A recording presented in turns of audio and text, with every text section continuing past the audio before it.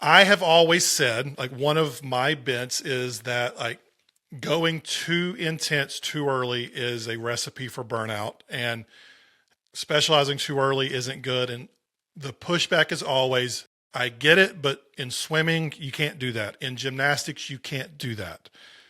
Looking back, how do you feel about the structure and intensity of, we'll talk just swimming in your case, because that's your background. Like, do you think the level of training at young ages is healthy, or are we not doing it the best we could be? You know, I think that there is, as in any argument, there is validity to both sides. As I look back, I think I didn't really start year round swimming until I was about 10, and that was fairly casual. And when I was 12, I really got serious about it. At 12 years old, I was probably doing 5 to 7 practices. By 13, I'm starting to do doubles, 4 a.m. practices, and in the afternoons after school. As I look back on that, was it too much? Possibly the quantity was too much, especially when we talk about things like kids' brains development. They need a lot of sleep. Getting up at 3:30 in the morning when you've got all the other requirements of your day. I don't, I know this sounds like a cop out, but I'm not quite sure. I don't know, because at the time it was very self-driven. I look back on it, and I, like, my parents would say, "Hey, do you want to sleep in this morning?" I'm like, "No, I want to go. Like, this is fun. I'm enjoying it. I'm driven." But where I would say I definitely think there was a problem was that I didn't allow myself any breaks. My parents were driving me to practice over Christmas break when we would go visit my grandparents, and we would be waking up at 5 a.m. to go find a pool to train at, to then come back and then visit with family for a little bit and then go back to another practice. I think that was a problem. I didn't take breaks at the end of summer. It was like, I'm so afraid to get out of shape. And that was, there was a lot of pressure from coaching also in that regard. And so that was a real problem. That led to burnout. That led to overtraining. It led to all sorts of mental, physical, emotional deterioration and exhaustion.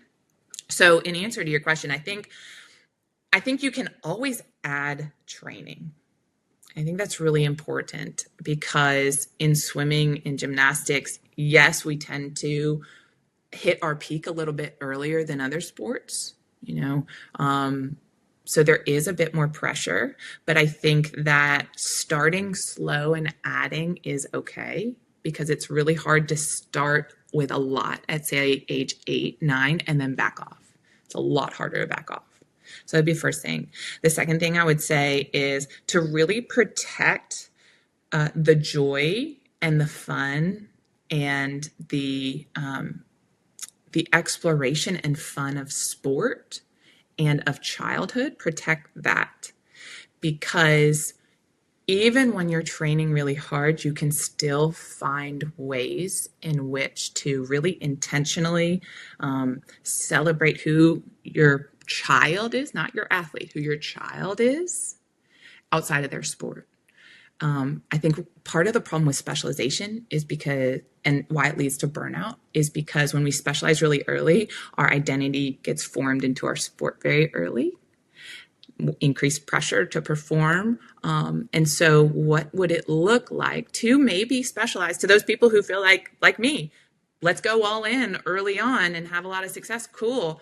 What would it look like to protect that person, not the performer, that person early on, through celebrating who they are, through having other hobbies, through giving them just downtime to just be a kid. Like we were talking before we got on, like play the roadblocks, have the family movie night, what does all that look like?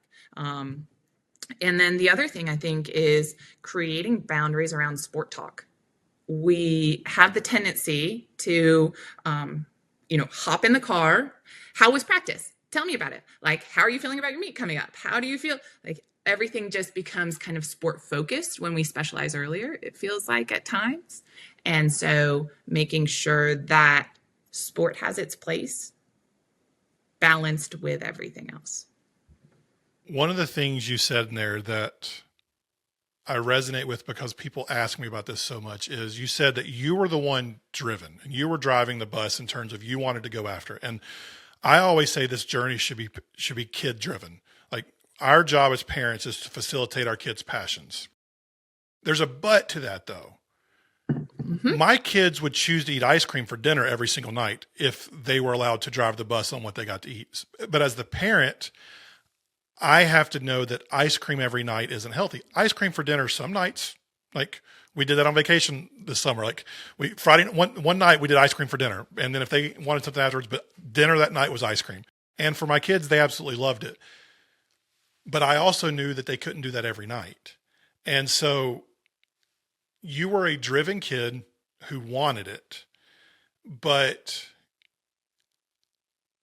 if you could be an outside looker on for that process to coach your parents, were there signs that even though you wanted it, they probably should have pulled back and created some, not roadblocks to your progress, but maybe some guardrails along the journey so that you wouldn't go around that curve quite so fast? Oh, yeah. Yes, definitely. I think, the big thing that I look back on, and it would have been really hard to be in my parents' shoes, because I looked like the kid who was having fun, who was having all this success, who was very intrinsically motivated. I looked like that kid. And if my parents had said, no, you're not, you actually need to take 3 weeks off from the end of summer season to the start of fall, I would have been mad.